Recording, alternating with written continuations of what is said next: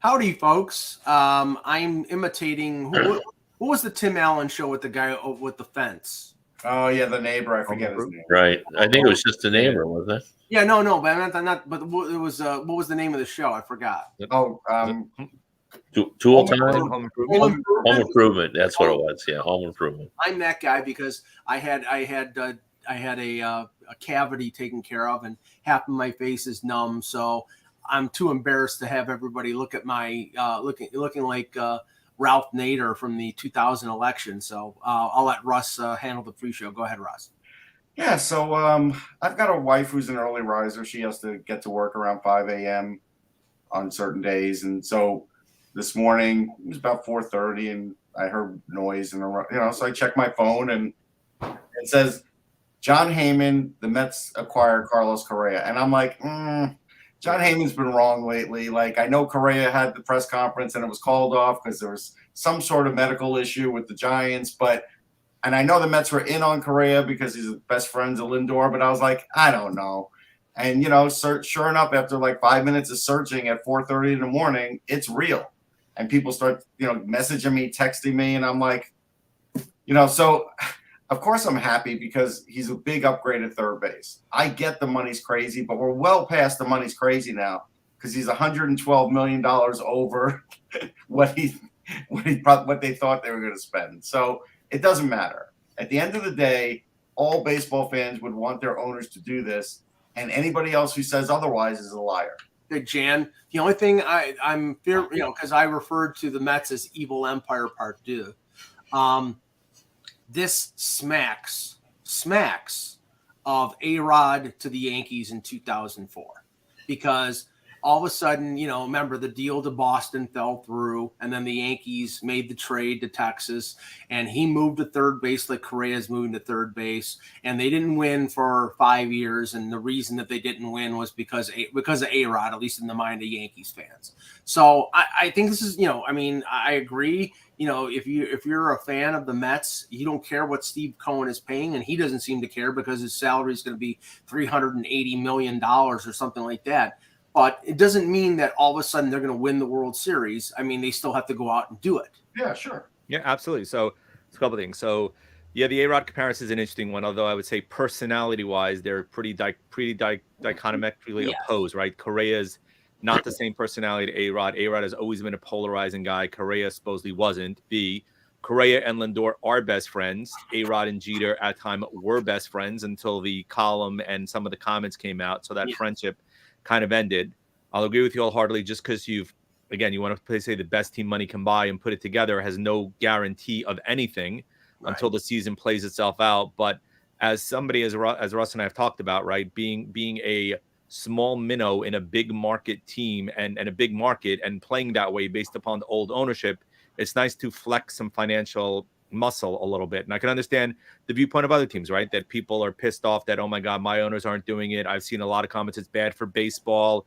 It's basically everybody has to be a billionaire. And look, I'm not going to disagree with you, but as somebody who's now finally on the other side of the coin, I'm sure as heck not going to complain where my owner is actually playing in the big boy pond and willing to spend the money. And he doesn't have to do it, but you know what? Jacob deGrom's comment of, he loved what he heard out of the Rangers and what they're going to build clearly spurred something underneath Steve Cohen. And he's basically gone out and proven that he's willing to do whatever he can to have to put together the type of team that's going to win a championship. And part of it is he's first and foremost was a fan and then became an owner. And he's kind of operating that way where he's putting a team in. When an owner makes a comment of, well, I hope the fans now show up, the gauntlet has now been thrown down to a certain extent to the fan base.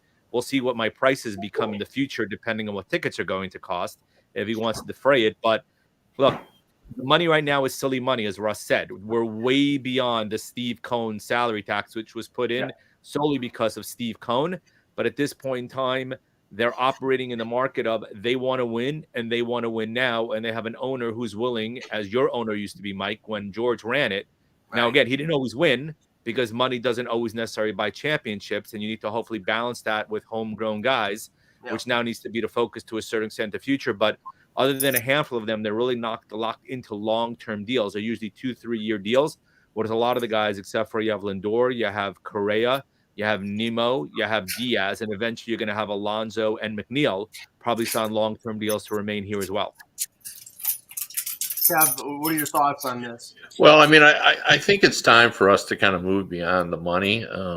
Just the Phoenix Suns recently sold for $4 billion, which is, the previous record was $2.6 billion. And, the Suns are not the New York Knicks or the Boston Celtics or the LA Lakers. And I think what happens, we all get caught up in this as fans and even as journalists where, we're living in that world like, our, older relatives who, had, said, oh, the game, was ruined back when, they paid Al Kaline in Detroit $100,000 for the first time in a season. And, the money has just reached the point where that's just the way it is. And I agree with the first thing Russ said, and that is any fan would be happy to have Correa on his team, and whatever it takes, it takes in order to get it done. And the price of poker has gone up, and I mean we're sort of trying to compare it to the way the world used to be, and it's not that way anymore. So they made the deal, they got it done. I agree with what Mike said. They still got to do it, but I like their team better today than I did yesterday. Well, I'll say this: I don't think they planned it this way, but I think the Mets were probably a little bit overjoyed that this news came the same day of the Aaron Judge press conference because it stepped all over that. Sorry, 1 second. Well, I think the best comment was with Carlos Rodon's conference being announced for Thursday. Somebody said, "Okay, Steve Cohen, your move. Go get Liam Hendricks now to basically try." I don't think he will. But I will no, say I don't this. think so either. But again, that was kind of, as Mike said, the mentality of, well, what is he going to do to trump the press conference? Yeah. Just to go with what Mike said, part of my column today on Full Press was the Mets in '92 were the worst team money could buy, and that was $45 million in 1992. That was the highest payroll. Vince Coleman, Brett Saberhagen, Bobby Bonilla. I remember it well. You're still wiping the smile off of Bobby Bonilla's face, was the comment to Clappish in the clubhouse. Right. But now that $45 million gets you Justin Verlander and some change. I'll for take 1 year. For 1 year. I mean, again, it certainly has outstripped inflation, but still, I mean, that's just the way it is now. And until they prove they can no longer afford to do it, it's going to keep escalating. Well, I'll tell you what inflation all right, so inflation for baseball, we just illustrated. Inflation from Friendly's ice cream. I used to be able to get a fish and majig for about $3.99. I saw on the menu it was $13.99. Yeah.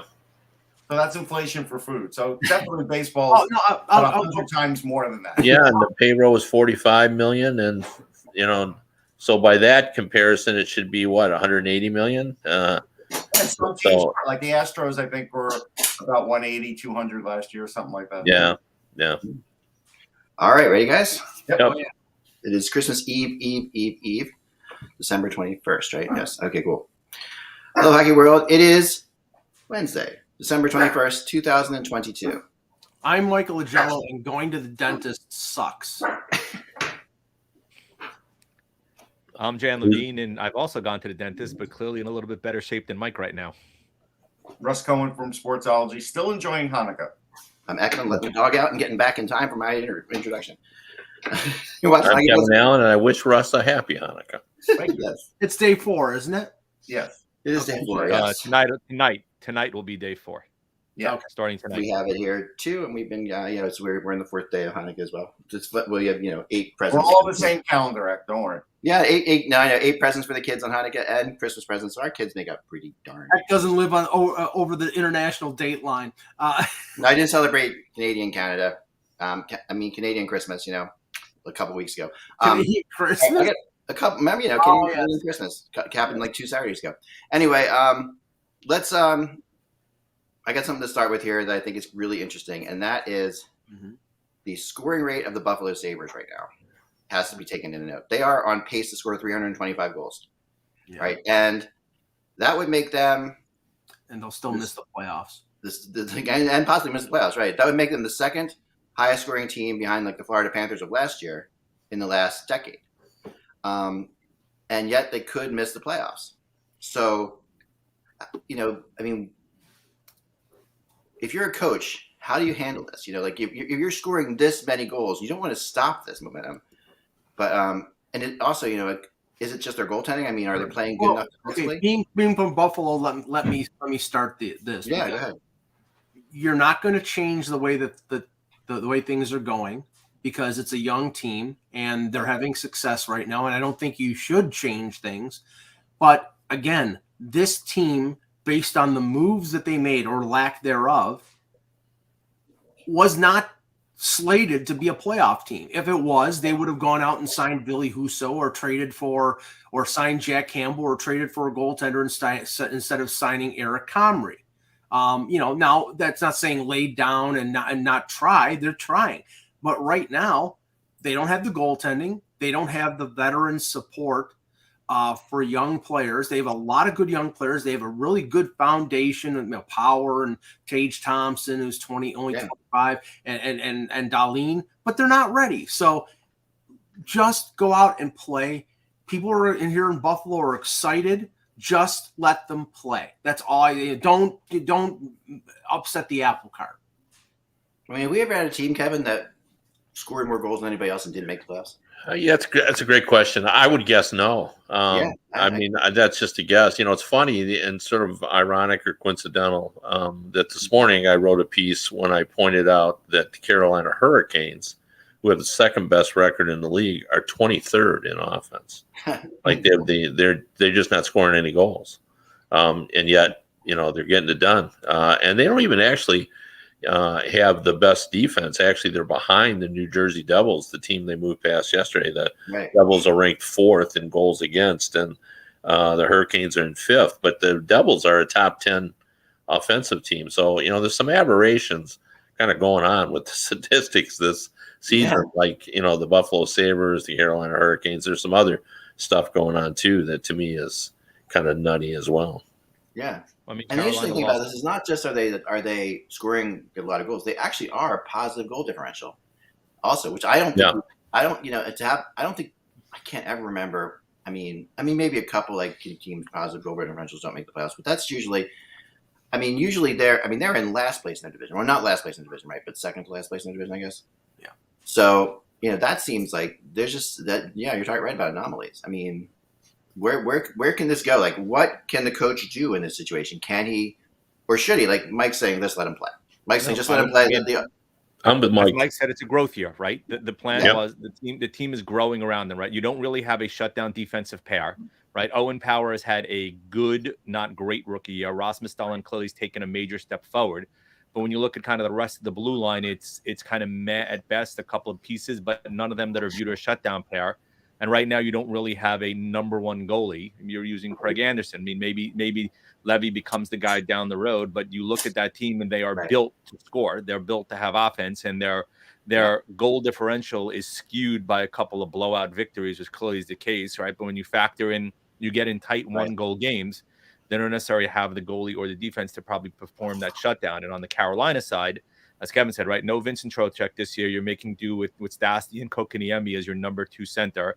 They picked up Max Pacioretty, who's been injured all year. And if and when he comes back, that should help their offense. But as you said, defensively, you look at their core of 6 and also what they've gotten from Kochetkov between the pipes right now, who's probably their new number 1. That's the reason why they're winning. Buffalo doesn't have anything resembling goaltending or defense like Carolina does. On the flip side, Carolina, even when they get healthy, probably doesn't have the offensive talent that Buffalo may have, especially given the growth we've seen out of Tage Thompson the last year and a half. I was stunned that Tara Vinen's got 1 goal. That's unbelievable. Yeah. The Atlantic Division right now, Buffalo's in 4th, but they have 34 points, and last place Ottawa is 30. So it's like really tight. But they're like. Let me just add a little more to how strange that Atlantic Division is. Yeah. I think it was 9 days ago, or maybe it could have been 8, just over a week ago. The Red Wings were in 3rd place in that division, and by this weekend, they could be the number 8 team in the division.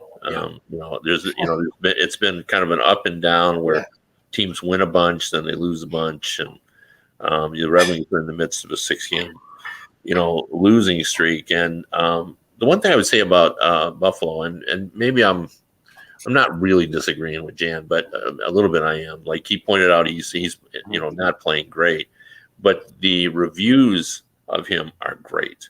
Like when you talk to the pro scouts that wander around the Detroit press box that I stop and talk to, and I ask them, where they've been, they all just shake their heads about Owen Power, thinking, with Dahlin there, like, my God, this guy's going to be good. I mean, they're really in awe of his potential, and they see enough, even though the production isn't quite there yet, and he's not real polished yet, but they see what he could become, and they're looking ahead with, Samuelson also on that group, and I think that's why that Granato is leaving it alone, is because he wants these guys to explore the depths of their ability as opposed to him throwing in a structure, because we all know, the reason why new coaches always work on the team is because he can put in a structure, everybody's on their best behavior, they all adhere to the structure, and suddenly there's better defense. And Granato could do that. He could order his players to play it safe,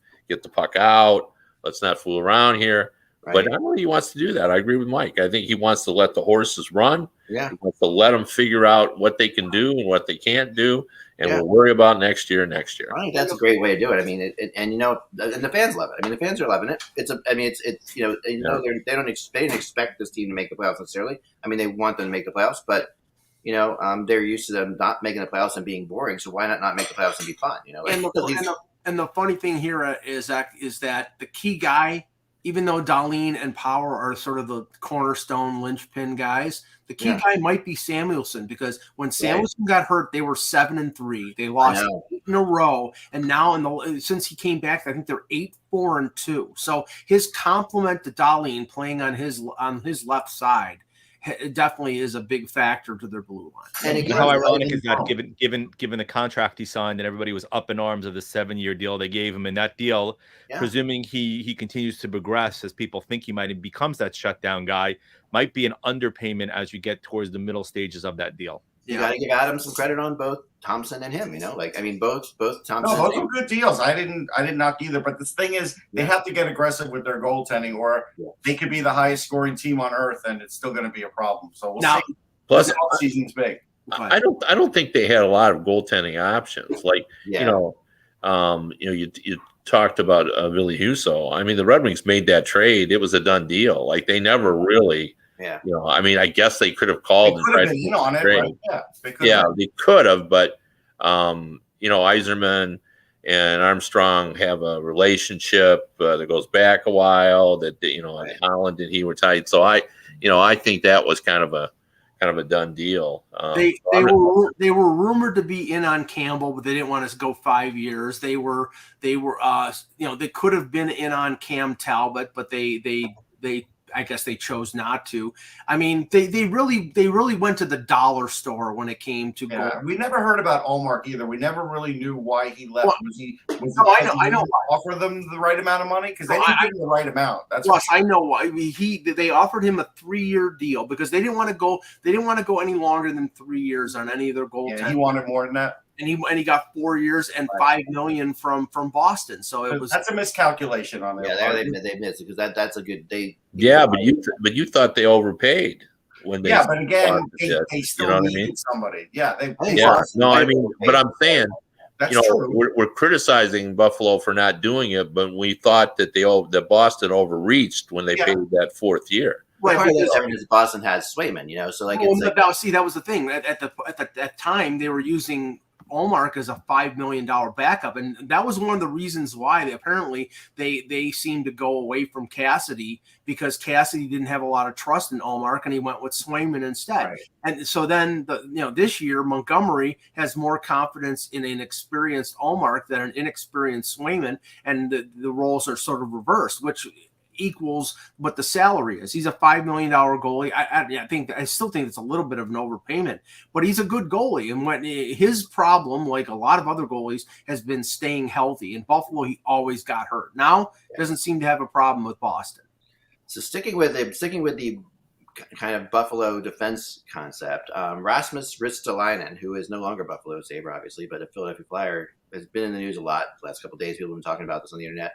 But he is now gone. Well, he's played 25 games this year. He doesn't have a point, right? and he's gone 738 minutes without a point, which someone pointed out on the other day was 12 hours of hockey without even stumbling into a secondary assist. It's pretty astonishing. Like it's a pretty hard thing to do. Like we knew he was more of a defensive defenseman, but there's no offense at all type of defenseman. I think it's more astonishing with Lucic going the amount of games he did as an offensive player than Ristolainen without a point. But that's just me. I don't know why. Well, it's funny. 5 years ago, Ristolainen was a point guy, the point guy on the Sabres power play. Right. I think he had like 50, more than 50 points. Right, so, right. The Flyers traded for a guy with that. 45 is his high, Russ. I mean, Mike. Yeah, but they didn't. But they never used him that way. They brought him in, and they were never going to use him that way. They were using him as more of a physical defensive guy right from the start. They're trying to make him Luke Richardson, essentially. Yeah, a little more physical even than Luke, but yeah. Yeah, physical. A right-handed Luke. Yeah, but he's not without offensive skill, Mike. I mean, it's like, this is the thing. Like, No. For me, a player who played that much hockey and not have any points, like we're not talking about. I mean, he went from being an underrated player in everybody's estimation to, now everybody looking at him and going like, what's happened? Like he's, not earning his salary. So it's, it's been a complete change in perception about Ristolainen. But the coach is happy with him. Him playing on the top pair, he won't call him a top pair, but he says they're pretty good defensively. So the coach is actually happy with him. He doesn't care. Yeah, he's kind of born to play for Tortorella, to be honest with you. Yeah. No, he is. I mean, he's a tough guy, and he's a good guy, but it's just it's kind of nuts. Like the whole thing is. It is nuts. I agree. So Ovechkin today is skating on a line with Backstrom and Wilson in practice. Mm-hmm. That's interesting. The Red Wings did manage to keep him from breaking the record, Kevin. Yeah, they did. Yeah, no, it was interesting because Mark Howe was there, and they interviewed him. Everybody interviewed him. Pretty much everyone in the world did an interview with Mark Howe that day. And he said what he was rooting for was the Red Wings to get a point in that and take it to overtime, which did happen. Right. And then Ovechkin to score. I don't know. I think he just wanted to go home. I think they're fouling, But he also said that he didn't want the 2 goals to be empty netters. He made it a point to say that too. Yeah. I'm, again, I'll bring up what I said before. I'm taking the Jim Matheson approach on that. Wayne Gretzky had a ton of empty. I know he just didn't want his dad's record broken. No, on empty net goal. No, I agree with that, but I don't know why people are on Ovi for empty net goals. That it's just what happens. So Anthony's in a chat room was there, and he said Ovi did hit the post in the game. He did. Yeah, he did. Yeah, for sure. And he had looks, like he had looks like where you were thinking, oh, that's going in the net. The only thing is, like the power play, everything was getting passed to Ovechkin. Like every single pass was to Ovechkin. Right. I think it's worth bringing up again. I've brought this story up, but I really enjoy it. I once talked to Marc-Andre Fleury about Ovechkin for a big piece I was doing. It was, years ago, 6, 7, 8 years ago. And he pointed out that he said the most amazing thing about Ovechkin, he said, is I know where he's going to be. I know how hard he takes that shot. Right. I know how quick it's going to be on me. And I'm totally prepared for it. And I still can't stop it. Which I think says a lot about the kind of player Ovechkin is. Yeah. So. He's never strayed from that. Top of the left face-off circle, one-timer, and he still is score, he has 800 goals. Yeah. We have to, because in the blog, right.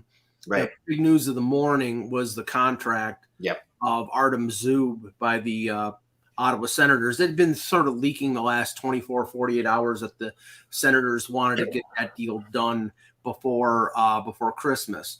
And I've seen Zub play for the entirety of his NHL career because the Leafs play Ottawa all the time. He's played 3 years, not a big scorer. Last year he had 22 points, 60 penalty minutes. Right. He's a decent defenseman. He's 27 years old. But if you're talking about, and I had this discussion with Russ, if you're talking about a team that is going to be competing for a playoff spot, he's a 5'6", and they're paying him like a 3'4". Yeah. I'm going to dispute you on that. I got armed for this because I haven't looked in a long time to see what the average salary is in the NHL. Right. How much do you think it is?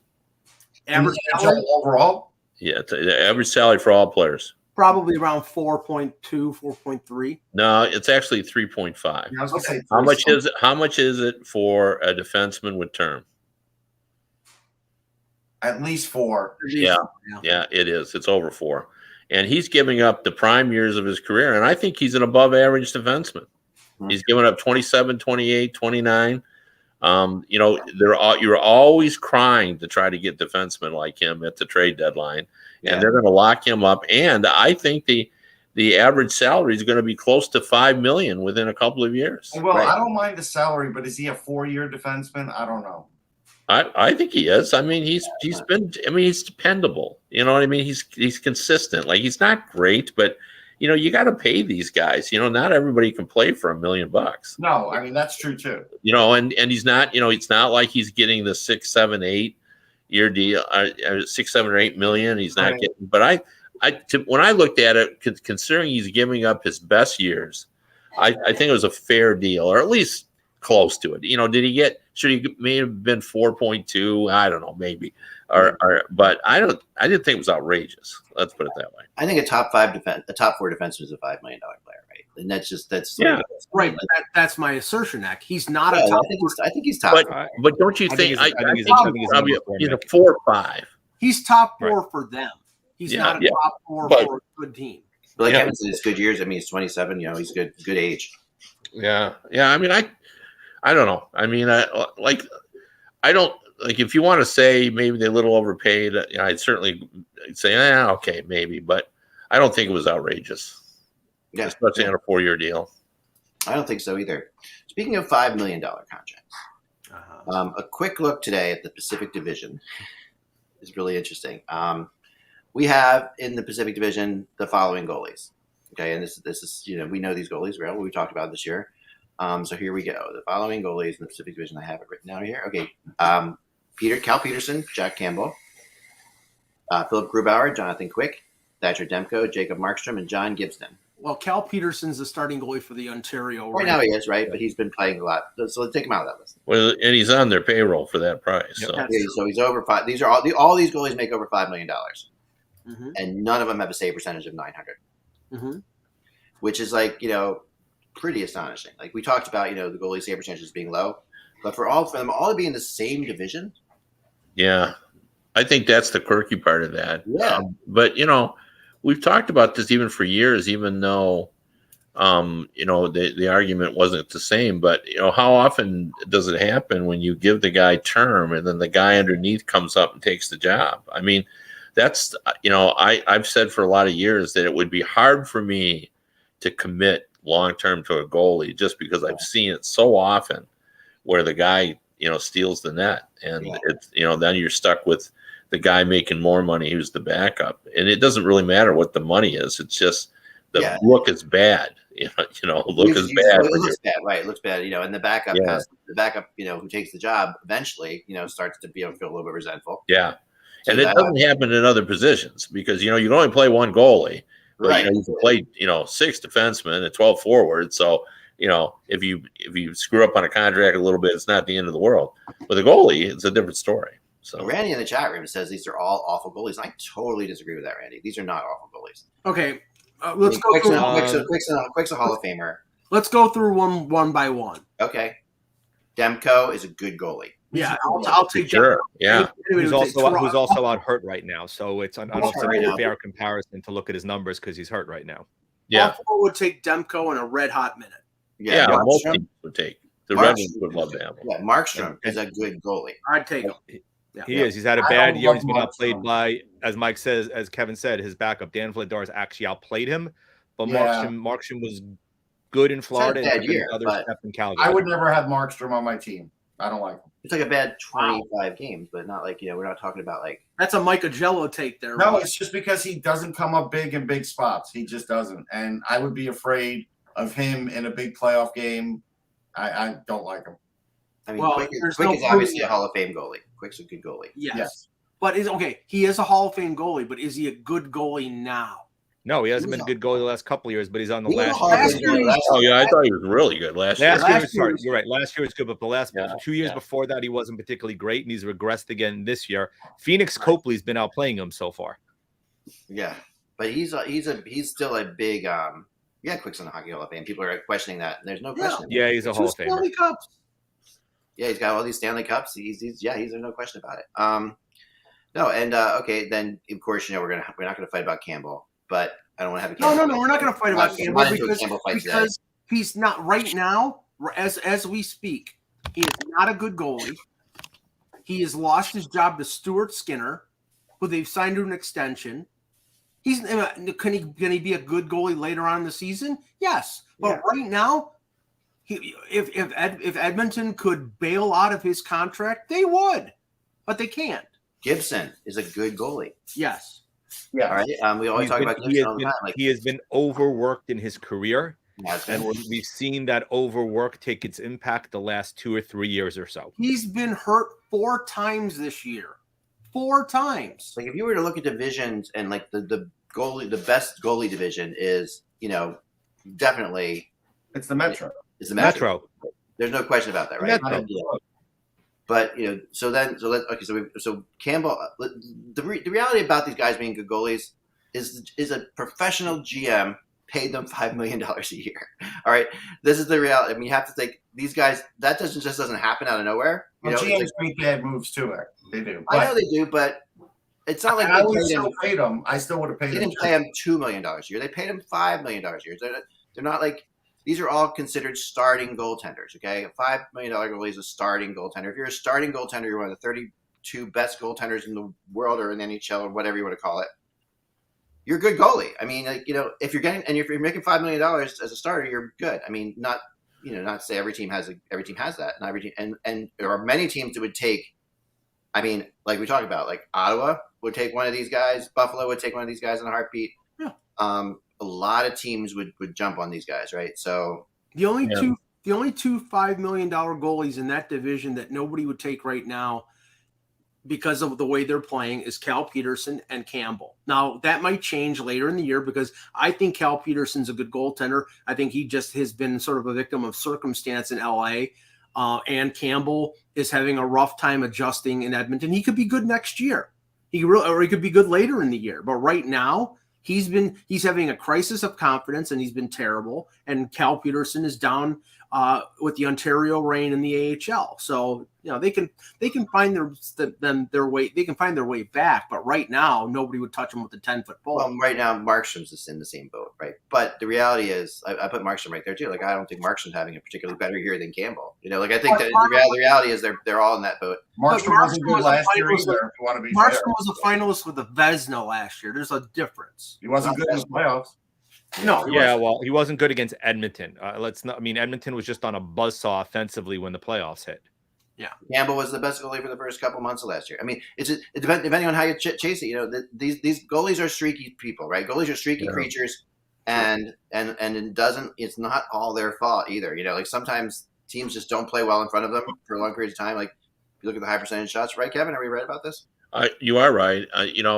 Sports is always about guessing. Guess. I guessed that Campbell was going to be real good in Edmonton. He wasn't. Russ is guessing that Markstrom will never win a big game.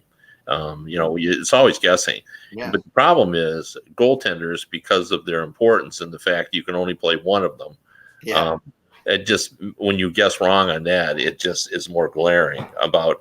And who would have guessed? I mean, Campbell has been just played terrible. I mean, I've watched him play, and he hasn't even played as well as he did in Toronto. Right. He's just been bad. So, when you and it doesn't mean he can't. As Mike pointed out, he could play well at the end of the season. We just don't know. But there's a lot of guesswork when it comes to goaltending. It's kind of like starting pitching in there's a lot of guesswork. But Markstrom's 13-13. In his playoff career with a .911 save percentage. You're never going to win with that. Right. Well, I mean, it doesn't mean he's always going to be. I mean, I'll just bring up the one I always use. Eddie Belfour is a terrible, terrible, terrible playoff goalie until he wasn't. And then he was all. But he had a better pedigree, I think, than Markstrom. Well, I don't know. He wasn't even drafted, Belfort. Yeah, I mean, took but in Chicago the to the league, finals his rookie year. didn't So Markstrom was the biggest UFA goalie the summer he went UFA by a lot. Like he was considered really they overpaid by a lot, and they're getting. did. Well, They there was were a bidding talking war, about if you remember that's why a lot of correctly. people- It was 2 teams that were bidding on him. He ended up going to Calgary. But a lot of people thought he was good. That's why the number went up. I mean, And general manager who in charge of all 32 teams decided he was one of the best 3 goalies in the league last year.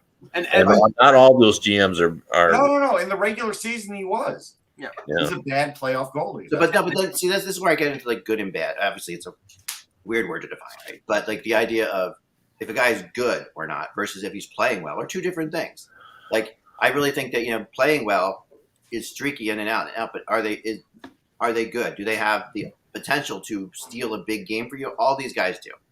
All these goalies do. They're Gibson. Who I'm not the biggest fan of Gibson myself, but all these guys have the potential to steal a game for you. They're all professional NHL Tell me what goalies. Markstrom did, because he had a 901 save percentage the last time Calgary was in the playoffs. When did he steal one? No, he had a bad playoff run. I mean, there's no question about it. It wasn't better for Vancouver. That's my point. But we've had goalies that are not great goalies who have had playoff success too. I mean, I know you're not a big fan of Kemper, and he won a cup. No, absolutely. Michael Leighton, Michael Leighton. Michael Leighton had a run. Yeah, he did. Anthony Niemi. These goalies who you necessarily wouldn't. We're talking about Russ is this goalie good for the money, and I say he's not. Russ believes that Markstrom is the Western Conference version of Freddie Anderson. And that's yeah. And I mean, you can say that they haven't proven wrong, because Freddie Anderson, other than that 2015 year when he was with Anaheim, has not gotten out of the first round of the playoffs. Markstrom has not, I mean, there's no doubt that he lost the goaltending battle to Mike Smith, to Methuselah Smith last year. We got to remember that this After winning a Vezina. No, second. Okay. Second to the Vezina, and then a finals for Vezina last year. So I mean, it's really hard to say he's not a good goalie, Russ. I mean, he's not a good playoff goalie. Not a good playoff goalie. You can say that. But as far that's as what I've been saying. I know, but for him, Freddie Anderson's not a good playoff goalie. That's my one of these guys. That's most certainly been proven already about Freddie Anderson so far. Right, but all these guys are under 900 per point is, and they're all in the same division.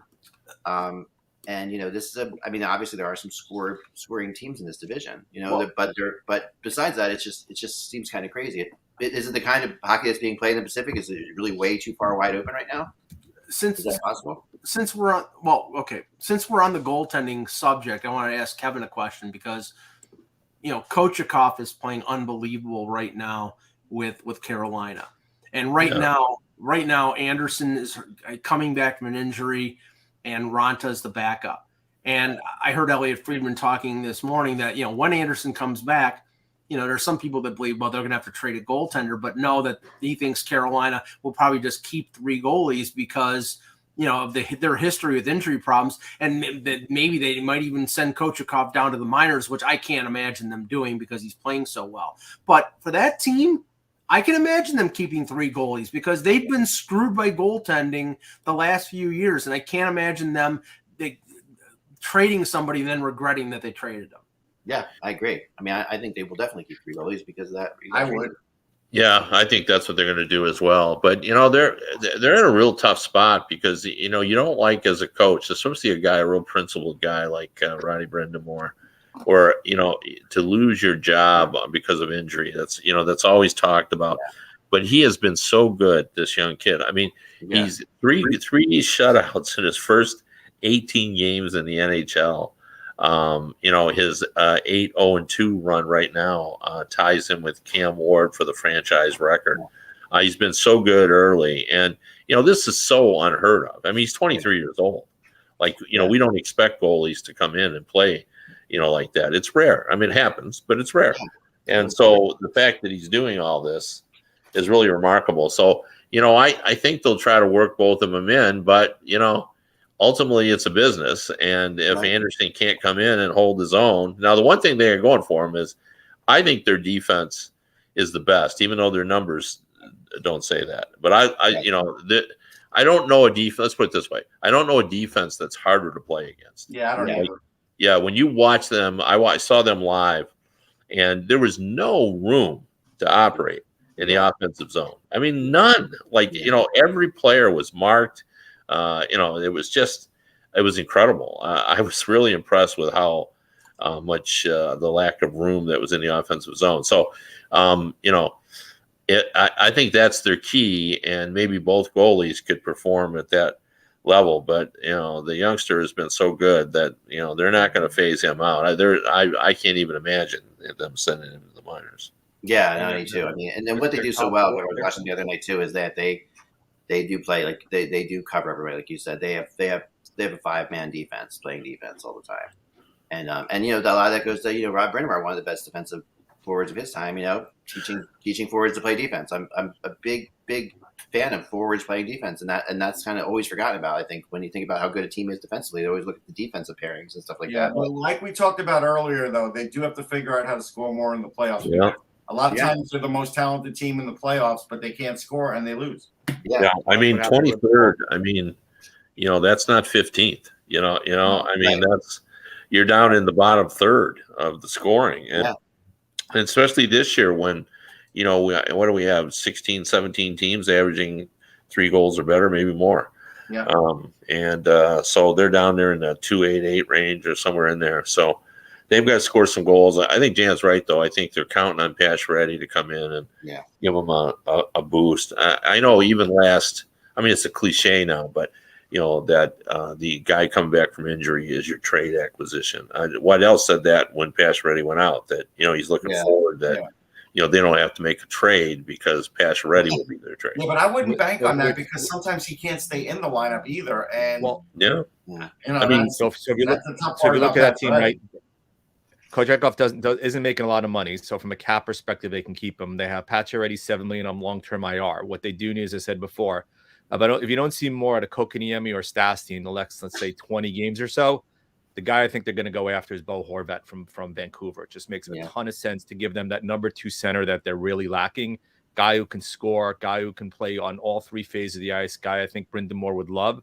That would help their offense, especially when they get Pacioretty back, because, as you said, they're top 4 defensively, and who would have thought we'd say Brady Shea has really improved his game since he moved over to Carolina. But him with Pesce is a great number 2 pairing. You look at Burns and Slavin as the number 1. That they get that one more score, which is what we said last year also, and that kind of puts them in the upper elite teams in the Eastern Conference, in my opinion. Okay, Russ, comparing your thought about Horvat going to Colorado and Byram being the guy that they would be looking for. If Horvat is going to Carolina, if I'm Jim Rutherford and Patrick Allvin, the first name out of my mouth is Seth Jarvis. Yeah. Oh, yeah. And if it you're paying that much for a rental? Oh, yeah. Yes. Yeah. You're talking 3 pieces. Price for a rental and Horvat. No, that's standard operating procedure. It'll be a high price for him. Okay. And I mean, go look at what rentals have gone for. And he's having a good year. 3 pieces. It's always 3 pieces now. He's having a really good year. He's a captain of a team. Yeah. The only problem with Bo Horvat now, if you just get him as a rental, fine. Re-signing Bo Horvat, are you really going to pay him more than Svechnikov and Aho? That would cause a team problem, I think. No, he's a rental. But if you've been disappointed by the runs you've made and you haven't been able to get over that hump, you sometimes, as Kevin has said, right, you need to take that major next step and be willing to give up what you have to give up to get the guy that you think is going to move you to that next level. Pacioretty was basically free because of the cap impact. That's fine. I'll give up the asset in the trade. I'm not giving him the money when those other 2 guys perform fine. It's the rest of the team. Yeah. Yep. And agreed. Part of the issue has become, most of these teams that are going for rentals are down near the bottom. So, now we got 32 teams. Like 32 it feels like a second rounder, but it's really kind of a first rounder. So I think they're less reluctant. Like, the rumor floating around on Colorado is that it is Bowen and a first round pick and either another pick like a second or third rounder or, an incidental player that they can live without. So, what Carolina have to give up? I don't think they're going to be willing to do that, knowing Don Waddell. But, if they feel they're close, they want to go for it. Like, one thing about Dundon, he is aggressive. He's really aggressive. So Right. it's going to be interesting to see what they do. Well, I mean, my opinion, all Byron, Colorado needs, honestly, is to get healthy. I mean, they tread water until they get Landeskog back and McKinnon back and all these other guys back. All they got to do is tread water to get to the playoffs. I mean, if they believe that Georgiev is clearly going to be the guy, which as we saw last year, you don't need a guy who you view as a true number one to be a shutdown guy. Yeah. I mean, the thing is, in terms of the deadline center market, there's nobody who is as good offensively as Horvat. Anybody else? I mean, Larkin is really good offensively, but I agree with Kevin. I don't think they're going to trade him. Ryan O'Reilly doesn't move unless St. Louis falls out of it. Taves is still good, but the salary issue and how much he has left in the tank are issues. Timo Meyer's a winger, Kane's a winger. I mean, Horvat is the best center, the best rental center. Well, and this is why Colorado has to make that deal. Is look, they're the defending champion. You're playing with house money. You want to get that back-to-back titles, and that's the new thing. You got to get the back-to-backs, and they lost Kadri. Like, that's not insignificant. Like, and they don't really have any level of replacement close to that. So that's why they would consider, I think, paying that price to get Horvat. So, but they have to screw around with their payroll as well to make that work, don't they? As I recall, I looked at it before. They're tight. They're exceedingly tight. Right. Once they get everybody back, but also, as you said, getting Horvat, what it does also is takes him clearly away from another team potentially getting him, especially in the Western Conference, giving him a better likelihood of at least coming out of the West. Yeah. Right, which is very true. Now, one of the hottest teams in the NHL right now, people I don't think we're talking about, is Minnesota Wild, or have won 5 games in a row. But what's fascinating about the Wild is they're definitely taking advantage of a really wonky schedule in December. Like, they have, I mean, when you look at the teams they play, I mean, in this winning streak, they beat Vancouver, Edmonton, Detroit, Chicago, and Ottawa. So there's 5 games right there, and none of those teams are in the playoffs right now. I don't think. Win the games that you should. Right, Win the games that are on the schedule. That's all that matters. Tonight and tomorrow night they play Anaheim and San Jose, so they'd be looking at 7-0, a 7-0 run very easily. And that's gotten them in the third place, in the division. I'm not shocked. I mean, I thought they were a playoff team. Maybe I didn't think they'd go that high, and maybe they won't end that high. Yeah, Kaprizov is one of the premier goal scorers in the league. He doesn't get talked about that way, but he is. Zuccarello's having a career year with them. I mean, it's not all that shocking. They have a good goalie. Yeah, who had a month ago Sam Steele centering Kaprizov and Matt Zuccarello? Yeah, nobody. That's right now who their center is. That's true. I know. Yeah, no, I mean, He's played great. He's played great between the two of them. He's been great between the two of them. And you look, you have Fleury and net. They have a fairly solid defense. I still think they need. Their savior has been Philip Gustafsson. I mean, he's under 5-0, 6-0 lately. Well, I know that, but when you look at the fact that everybody had question marks about whether Philip Gustafsson could be an effective backup for them, and Fleury got hurt, and Gustafsson in 11 starts is 7-4 with a 231 goals against and a 922 save percentage. Those are pretty damn good statistics. Yeah, let's call it like it is. Guerin obviously knew him from Pittsburgh. Right. Whoever Guerin talks to about goaltending knows more than Ottawa about goaltending. Like we have. So Kevin, I'll ask this question to you. Given what we've talked about rentals, if Minnesota's in contention, do they dare dangle Marco Rossi in a deal to improve themselves at the deadline? No, I don't believe they will. No, I don't think they will either. But not always that the GMs are as big a factor as they are with some teams. Like, like in Detroit, Yzerman is everything. Right. Like he just the way he conducts himself. I think the same is true in Minnesota. It is. Bill Guerin is everything. Like he sees the game a little differently. He's really aggressive. Yeah. He can connect with players. And the big thing, and I think this is tough on people, he doesn't care what the fan base thinks.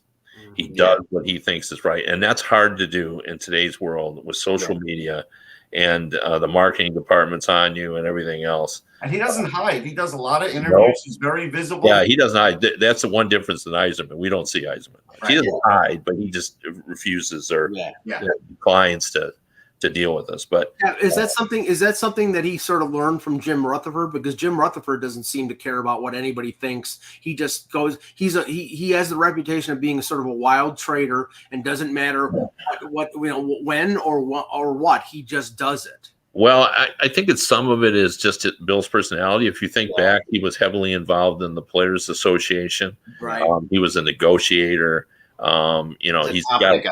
He is. He's a very confident. That's well said. He's just a confident guy, and he feels strong about his opinions. He's passionate about it all, and so anyway, I think he's done a terrific job there. I mean, just think of the courage that it took to pull off the Parise and Suter move. Whether it was right or wrong.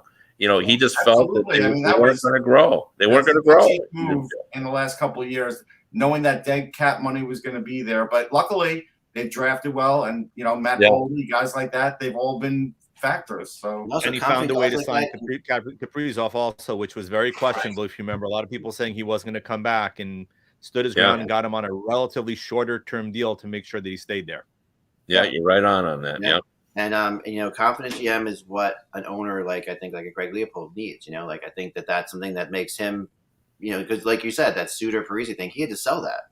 Yeah. Garen had to sell that to the owners. That's not an easy thing to sell, because the criticism that's going to come to Winnipeg for Minnesota for doing that was obvious. They're obviously going to get criticized, and Garen had to say it doesn't matter if they criticize us or not. It's what we got to do. Well, and the other thing too, and I think that's a great point. But I would argue that Bill Guerin and Steve Yzerman never sell anything. They come in that's essentially what they're doing, but they come in and lay that out like this is the truth. This is truth. I'm not selling you on it. I'm giving you the truth that you either have to accept or deny. Do you want to deny the truth? Because this is the truth. That's how they sell it. Yeah, no, you're right. And I think I also think David Poile has the same kind of personality too.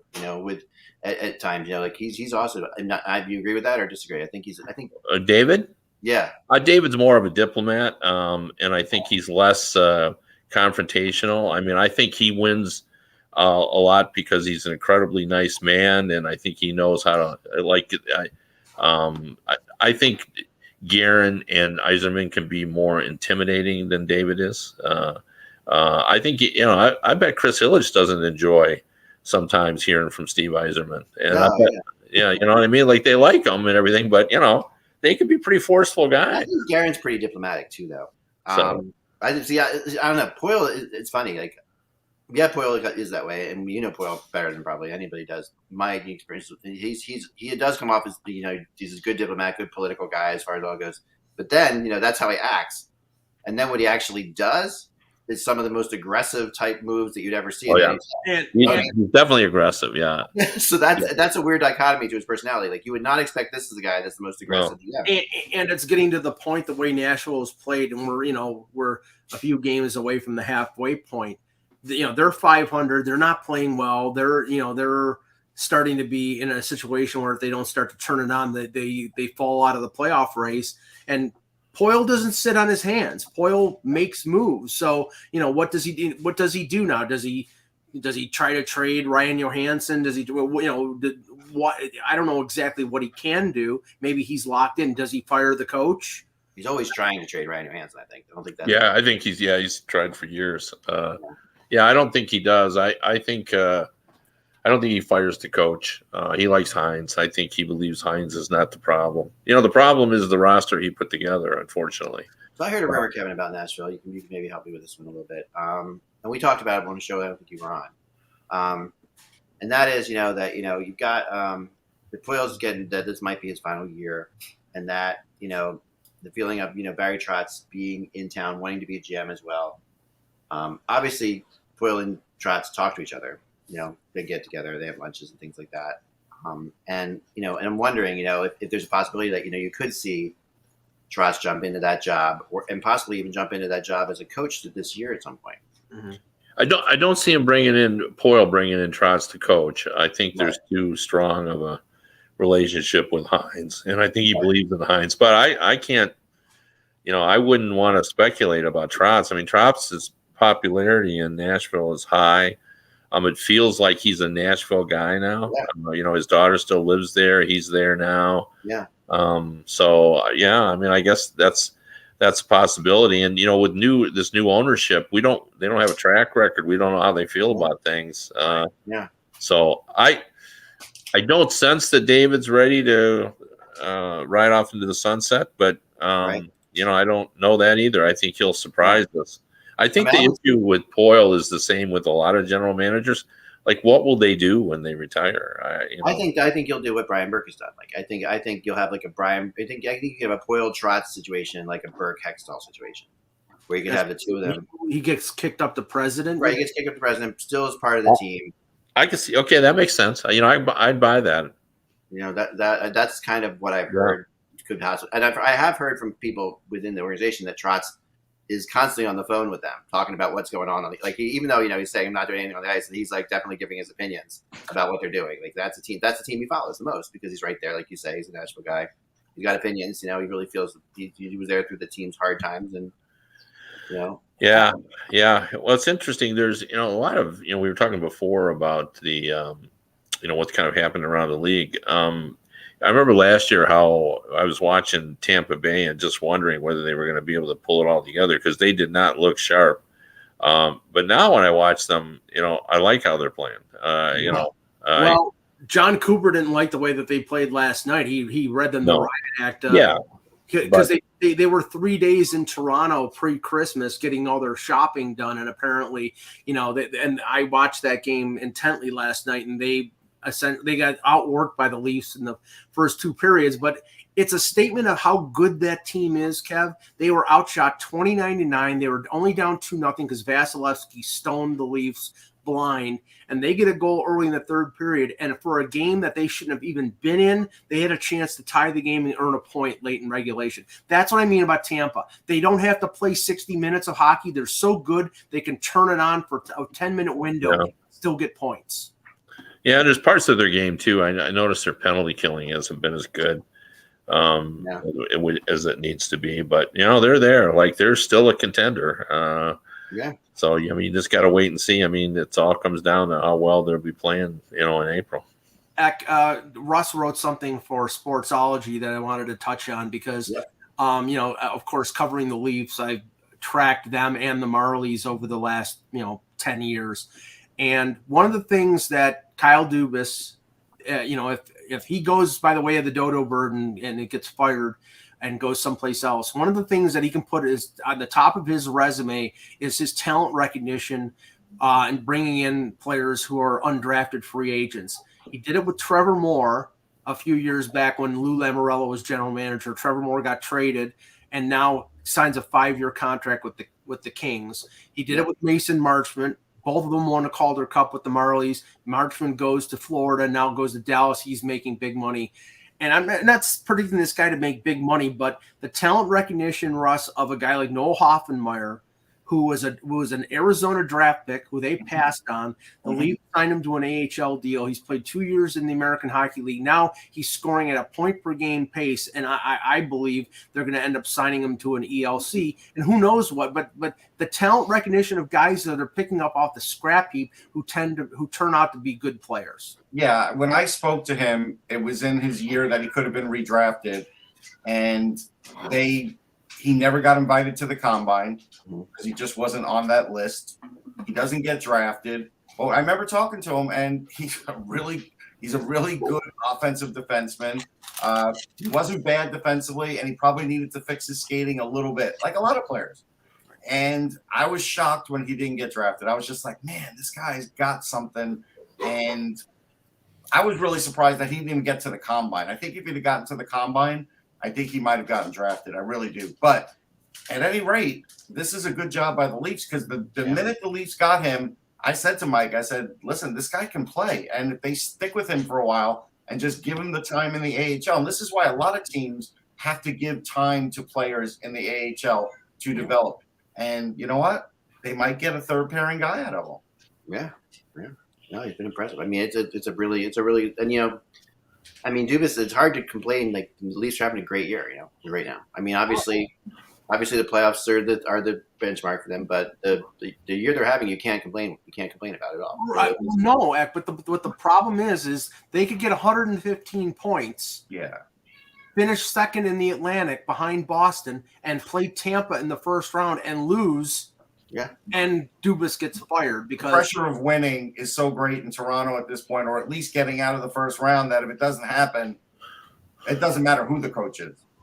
Yeah, and it's a Toronto thing, but it's also just like a team, any team that has been to the playoffs and not gone to a first round at this point. It's not even. It's more.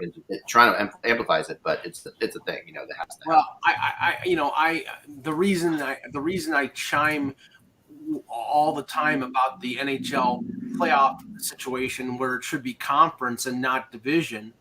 I mean, that's only going to get worse because Kev, if they change the schedule to go to 84 games for the simple point of having every team in each division play each other 4 times, they're not going to change the playoff situation because they're emphasizing divisional interdivision and interconference play even more. I mean, I think it's unfair that they're doing what they're doing right now. I think it should be 1 through 8 because you still have divisional possibilities, but you can play outside your division, but they seem so structured that 1 through the 2, 3, and the 1 versus the wild card. Yeah, I think it's going to be hard for them to get 84 games. I think the NHLPA ask will be too much for them. Yeah. That's my feel. I mean, that's the way this system goes. The NHL does it to the PA when the PA wants something, and the NHLPA, and generally that's why it's not easily accomplished. So right. I think that would be difficult. The NHL. I mean, I don't know what to make of it because this happened before when they went to the division setup when they were so. If you remember, they did it because during the lockout. They surveyed. It was the largest survey they had ever done. They interviewed all of their season ticket holders. They did also the people who just went to games randomly, and it was overwhelming that their favorite games are the division games. And then they went to that division, and everybody that I know of complained about it. And it feels like they're still doing that. I think they complain no matter what the format is now, Kevin. Well, I think that is part of the issue, and I think that's their argument for it because their surveys are still saying, we love the division setup. We like playing the teams that we know, and then, and so I think they're still going to do it. So I mean, if they get the 84, I don't think they'll change. I think they'll be just. I don't see them. I mean, these are the kind of things that can work for you as well as it can work against you. I mean, in this situation, it's working against them. And it's working against Toronto for sure because they have 2 other, or 3 other very strong teams in that division too. But it can work against you too. It can be the same. All right, it's all the time we have for today, folks. Remember, without the buzz, it's just hockey. Hope your holidays are going well, and we'll see you tomorrow. Talk a little World Cup for you. No, World Junior. World Juniors. World Juniors. World Junior. World Juniors thing, not World Cup. Yes.